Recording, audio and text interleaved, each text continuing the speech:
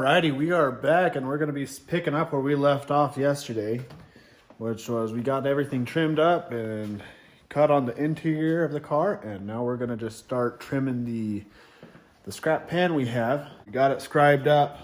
We're going to be checking this guy out. Cut this probably close to a quarter to maybe a half inch of extra so it can hit that overlay that we pressed yesterday. And how could I forget? We gotta say hi to Shop Dog. Hi, J-Mo. Come here, buddy. Ready? What's going on? Are you gonna get him? Get those dogs. Check on those koi. Seem like they're doing all right. They're about hungry. All right, bud, you ready? Let's go. Come on. Starting off, we're gonna go ahead and get to cutting this out. I'm gonna just be taking a cutoff wheel and coming across here as evenly as we can. And we'll, after we get a section of it out, we'll go back, test fit it, make sure it's all good. If it's all good, we'll just start prepping to get it ready to weld.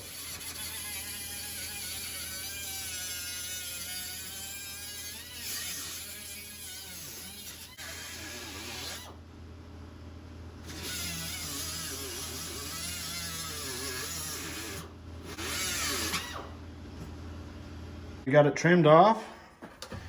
I should have plenty of extra, famous last words,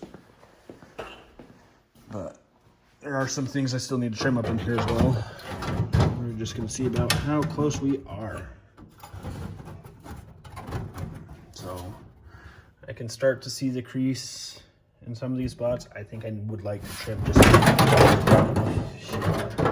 I'd like to trim a little bit more off of it, just to get it in there a little bit closer.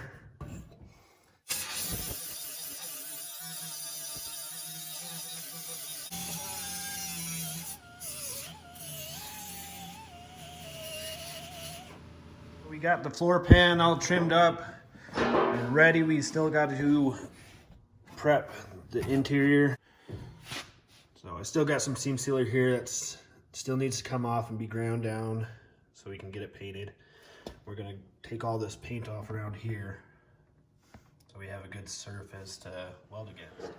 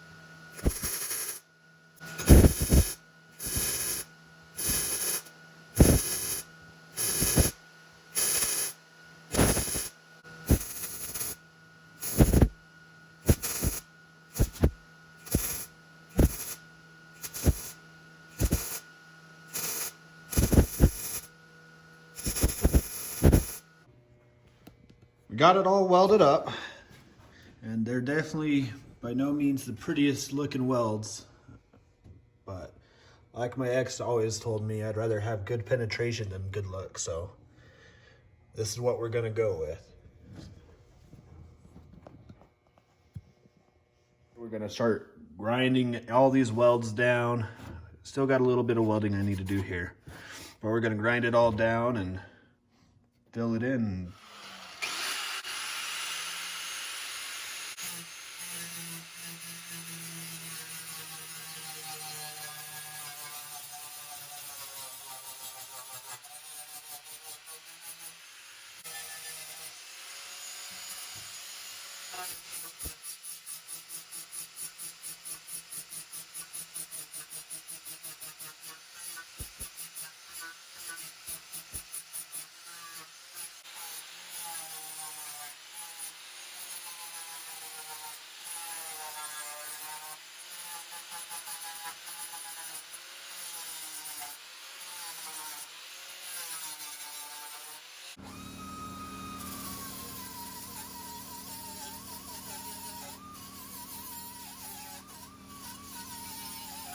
I got it all ground down.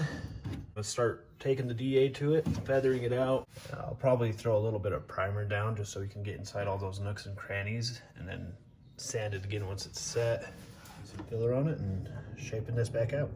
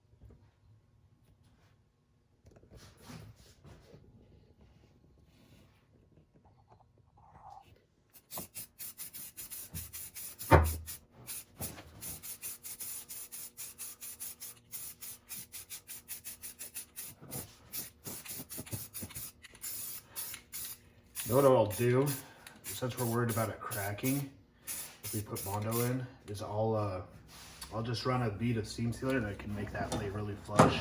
That'd be perfect. And that'll actually, that won't crack it nearly, I mean, it really shouldn't. The only time there should be issues is if it like gets cut and starts lifting and you can peel it, but it's a lot more flexible, so it will hold up a lot better than Bondo would.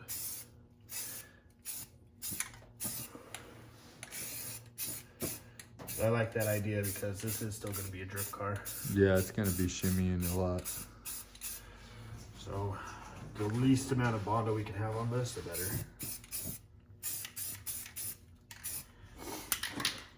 Cool. I'm very happy with that. Well, I think that should just about do it. Other than throwing some seam sealer and undercoating on the underside, that's what we're going to leave it with.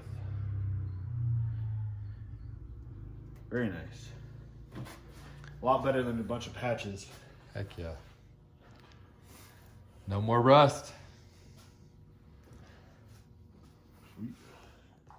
I put some edge primer down just to help secure the surface. And then I went ahead and I masked off some spots. I was gonna do Bondo, but then I did some thinking and realized it is still a drift car. It's still gonna get used. Tools and stuff will get thrown back here. So what that would end up doing is just cracking out that Bondo. So to fix the seam and to prevent any future rust from occurring we went with some seam sealer. So that's gonna fill in all the pockets to make sure no water just sits on that metal in those spots and creates another issue with rust. So we got it all seam sealed back up, got the back all done. More rust. Went ahead and we did that on the underside as well. It's not nearly as pretty, but it's on there at least, so then it's not gonna have water seep inside there.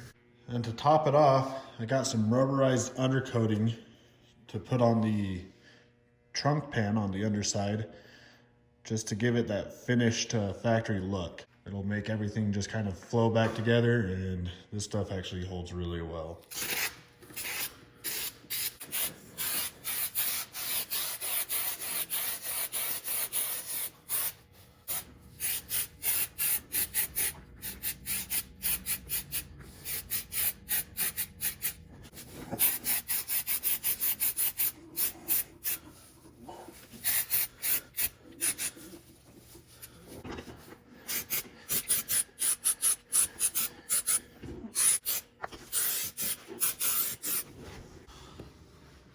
All right. Undercoat is all sprayed on there. Really helps the look of it. I mean, it's never going to be seen again, but it's going to help protect it anyway. So, well, it's definitely been a minute since I've used that undercoating because I clearly forgot what the aftermath of it does if you don't wear gloves. Take my word, make sure you wear gloves if you're going to be using this stuff. And that's after a mechanic's bath with brake clean and lacquer thinner. So, but hey, that's a good sign. If it's not going to come off my hand, it's not going to come off the car. So it should hold up pretty well.